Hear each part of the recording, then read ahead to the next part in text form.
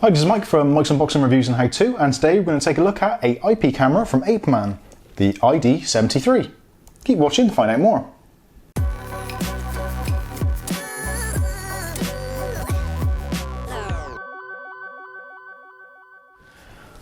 Okay, so welcome back to another unboxing. Now, on the channel you've seen previously, we've done quite a lot of coverage of the Xiaomi Dafang camera and its capabilities. And a lot of you have had issues with the fact that you have to register it as a mainland China server or mainland China account. Now today we're going to take a look at this. This is from Apeman. You can look at their products on Amazon. I will put the links in the description below so you can check them out for yourself. And they do a couple of other cameras with various other features, but today we're going to be focusing mainly on this one.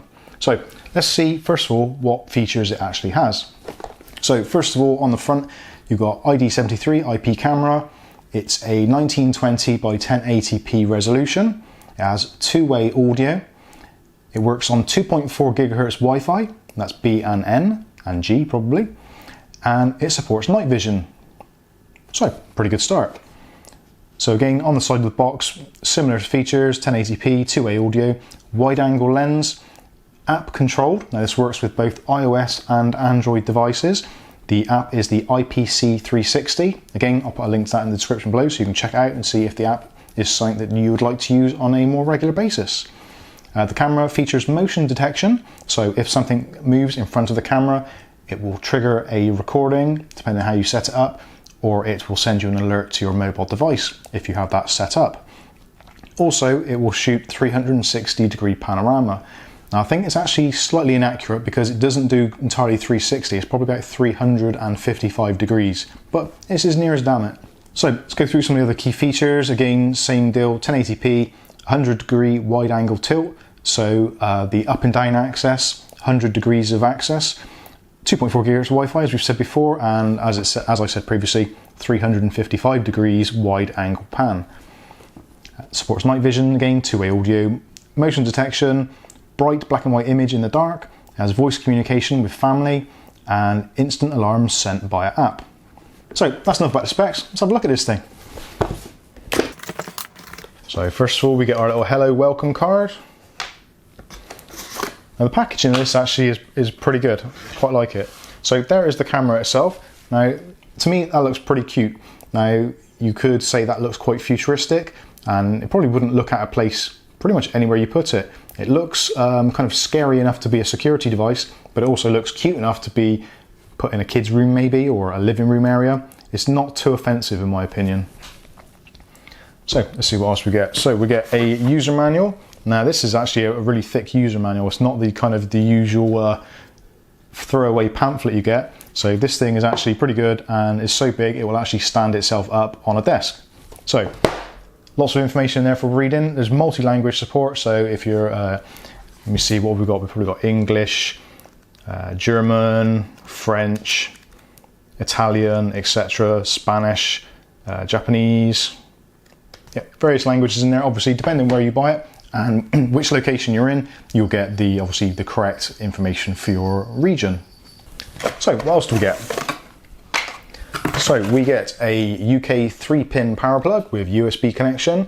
Now this is rated at 5 volts and 2000 milliamps. So you can use this mains powered, or alternatively, if you want to use it somewhere in a slightly more remote location where there isn't power available, there's no reason why you shouldn't be able to use a USB power bank. Now this is a solar powered one. I don't think this one would probably have enough sort of guts to keep it charged fully, but definitely good for a backup power supply, or maybe some other mounting options.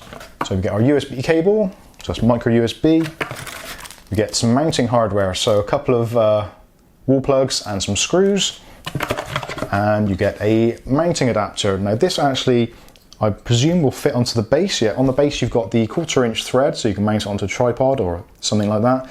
Or alternatively, you can mount that to a wall, put the screws in using the wall plugs, and that is just one of those kind of twist connections. So you can mount this on a wall, so if you want to have a certain area covered, then you can mount it pretty much where you want to. The base itself actually has some quite nice rubberized feet on there, so you can put it onto most surfaces and it's not going to be slip sliding away. So looking at the device itself, you've got the main camera lens at the front, Again, 1080p lens, so very nice high quality resolution. Behind the tinted black glass there, you've got some infrared LEDs to illuminate things at night. And at the top, you've got a sensor for sensing movement. On the side, you've got a grill for a speaker, and I presume the microphone. Yeah, there's a tiny little dot in the front, which actually on both sides of the lens for the microphone inputs. So again, you can have two-way conversation. So say for instance, you're at work and the kids are at home or whatever, you can talk to them, or if you've got cats or dogs, pets, and you want to keep in touch with them, then you can obviously talk to them through the app, through your Apeman camera. So connectivity, so as you can see, it's pretty obvious what that is. That is a Wi-Fi antenna, which is movable. So if it's in a certain place where the Wi-Fi is a little bit odd, you can maybe tune the signal to your liking. You've also got the option here of using wired Ethernet connector. So Cat5 connectors, that sort of thing. So if you've got this device in an area where the Wi-Fi isn't as strong and you want a more reliable signal, then you can plug in an Ethernet cable and run it through your system that way. Next to that is the micro USB input, the jack plug. So again, all the wiring is nicely tucked away at the back of the device, out of eye shot and out of harm's way. So that is the unit itself. I would say it's probably about getting on for nearly 5.5, 6 inches tall. It's probably about 3 inches wide, so it's not a massive device. And if you put it next to a mobile phone, this is a Nokia 8. See, the Nokia 8 is pretty massive compared with the camera. So it is relatively discreet. You should be able to hide it away in most locations. So best thing to do is to put some power into this thing, get it fired up. Now I am going to, behind the scenes, I'm going to register an account with IPC360 and Apeman to get my account set up so I can connect it to the device. I won't show you the connection. If you want to see how it connects in the full depth, then let me know in the comments section below and I will do a update video on this with the full connection. But let's get it powered up and show you what it's like. Okay, so before I go too far, actually, another thing I should have mentioned is the storage on this thing. So storage, you can actually choose to use their own service. There's an online cloud service backup, which comes with a 3-month trial. I haven't tried that. Generally, I tend to not want to pay for anything other than what I absolutely have to. So with this device, you can actually use an SD card. Supports SD cards 8 gig up to 64 gig. Now, a 64 gig card will give you roughly 10 to 12 days of full recording in loop mode. If you use a smaller card, your footage will be overwritten quicker. So it basically just recycles and recycles and keeps on overwriting older files. So if you want to keep loads and loads of data on there, so at least a week or more, then I would recommend definitely getting a 32 or 64 gig card. But if not, an 8 gig card will do absolutely fine for probably about 2 or 3 days, again, in that constant loop cycle. Now the SD card fits in the slot provided at the bottom there, and also there is a reset button. So when you're connecting the device, you press and hold the reset button until you hear the bleeps, etc., etc., the usual kind of deal for these kind of devices. Also, if the device starts having any problems for any reason, you can press and hold the reset button for 3 seconds and it will do a partial reset and reconnect itself should there be any problems. So just thought I'd let you know these things. So let's plug it in and see what it's like. So on the front of the device now, I've powered it up. You probably won't be able to see it on the camera, but there's a very small discrete red LED to show that it's actually powered on. And it should now go through its kind of self-test program, all its up, down, left, right, all that kind of stuff. And there we go, it's ready to use. So if we go into the app now on the phone. Camera ready.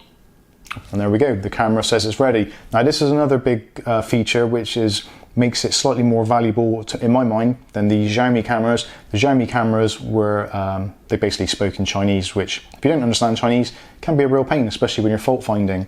This camera, when it's ready or ready for setup, will speak to you in relatively clear English. So in my mind, that's a plus. So let's go into the app. Now the app is the IPC360. Again, you can check it out in the App Store and see if you like it. And in this device, apparently you can install quite a large amount of cameras, so you can get them all different IDs. And I have seen in the comment section of this particular device on Amazon that you can install 20 to 30 cameras on this app without any problems. You can also share the app with friends and family, etc., up to 5 users. I quite often use the same user account on multiple devices to get around that, so it's all synchronized and that kind of thing, but you can share the footage. So if you're, say, parents and there's 2 of you and you've got like a grandparent as well, all 3 of you can have the app on your phone and monitor what's going on at home with the children, that sort of thing. So anyway, let's go into the camera itself. Now, you've got different settings on the actual dashboard. So you've got the 360 view, you've got the cloud recordings, you've got the alarm, you can delete the camera, you can share the camera, and there's other settings. So if we click on settings a minute, so in the options there, you've got to rename, you can share the camera, the shooting angles, etc, etc. I think that means, yeah, you can do horizontal reverse. So if you decide to mount the camera on a ceiling somewhere or on a wall or whatever, and it's facing down, you can flip the image so you can see it normally. The status light, if you don't like the status light or you find it distraction, or a distraction I would say, you can turn the status light off. The alert mode you can turn on or off, the volume up, down, etc. Time zones, all those kinds of things. Timer recordings, change your router. You can get your camera information like IP addresses, so if you want to try and connect this camera via another source or another application, you can use the IP address to zero in on that. You've also got the video storage location, so you can choose micro SD card or you can use the cloud service. I've chosen to use the SD card. And also you've got the option for things like reboot camera, refresh the settings, and firmware upgrades. So all the settings you could probably want there, I think. So click on the camera and pretty much straight away, there we go, we get a picture straight away of the vape and the bottle of flash cleaner that I used on the table before we started this video. So all you do is, as you would normally in pretty much all apps, is you literally just swipe the screen across and the camera will move around and do whatever it wants to do. So let's see if I can get it to look at me, although it probably doesn't want to. And the lighting isn't great in here, so there's a few chins there. So there we go, you can control it and you can move it around and do whatever you want. Now obviously if you leave it in an area where there is movement going on, then it will trigger motion alerts, that sort of thing. And you can see there's my my softbox up on the top of the computer desk there. But yeah, it's pretty good, and actually the response is actually very good. And the actual the lens changing to the different lighting actually works out pretty well. So let's give it a quick try with the night vision, see what that's like. So now we're in a pretty low light situation, as you can probably tell, but the camera itself has adjusted the ISO levels and is actually working really well. Now I can't really try complete darkness at the moment, but I have been assured that the nighttime vision is fantastic. Again, if that's something you'd like to see in a future update with this video, let me know in the comment section and I'll try and get some decent night vision footage. Now, one thing which you cannot do with a lot of these cameras because of the infrared is you cannot look through windows, or it's very difficult to look through windows. So if you want to monitor something which is outside your house through the windows, this probably isn't the right device for you. This is designed as an indoor monitor rather than an outdoor monitor, and infrared will reflect off of glass windows unless you do it in such a way that you position it so that the beams don't reflect. But like I say, it's not designed for that, so I would not recommend you to use it for that purpose. Okay, so that pretty much wraps up the introduction and unboxing of this camera. As I said, this is the Apeman ID73. There are other 8-man cameras available, so if you want one with a few more features or you want a slightly different design, then you can check them out at the links in the description below. But in the meantime, I've been Mike, this is Mike's Unboxing Reviews and How To, and we'll catch you in the next video. Thanks for watching.